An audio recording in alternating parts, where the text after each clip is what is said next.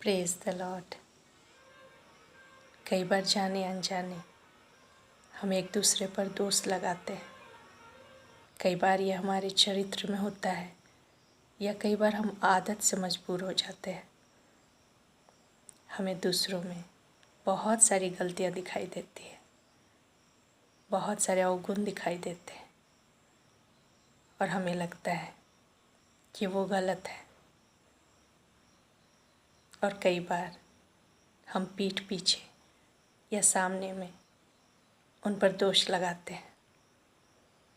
लेकिन परमेश्वर के वचन में कहा गया है, दोष मत लगाओ ताकि तुम पर भी दोष न लगाया जाए।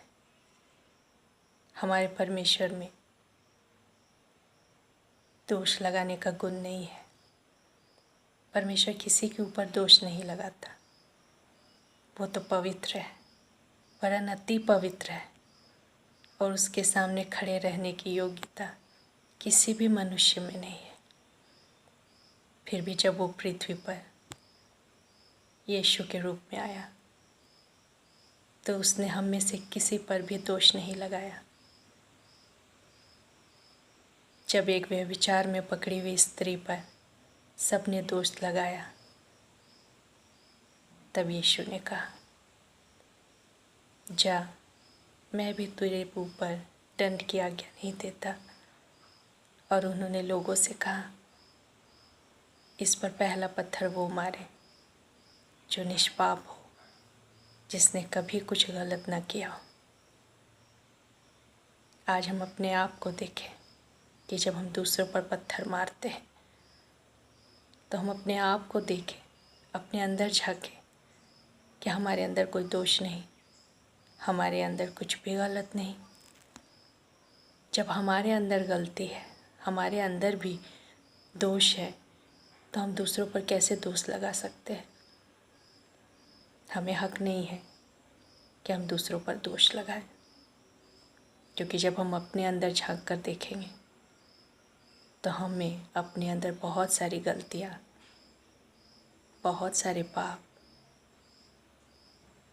बहुत सारी ऐसी बातें मिलेंगी जिस पर हमारा परमेश्वर हम पर दोष लगा सकता है।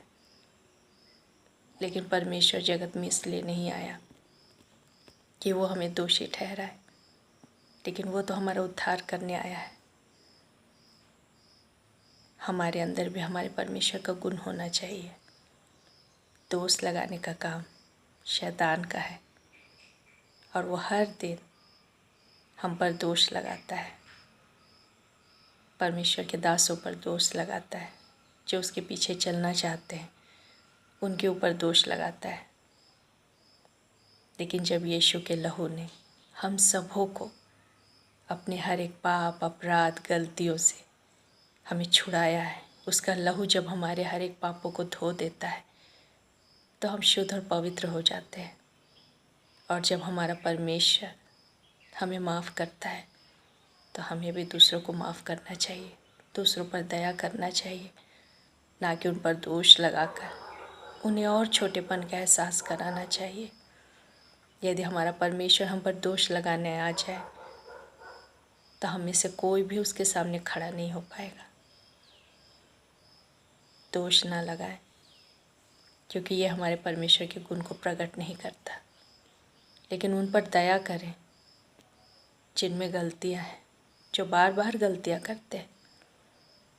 हम भी बार बार गलतियां करते हैं और हर बार हमारा परमेश्वर हमें माफ़ करता है, तो हमें भी दूसरों को माफ़ करना है, ये सोचकर कि वो भी हमारी तरह निर्बल है, वो भी कई बातों में कमज़ोर है, अपनी आदतों से, अपने चरित्र से, अपनी कमज़ोरियों से।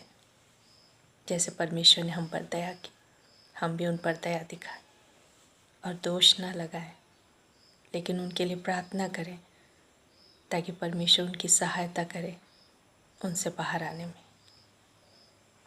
परमेश्वर इन बातों के द्वारा आप सबों को आशीष दे। धन्यवाद।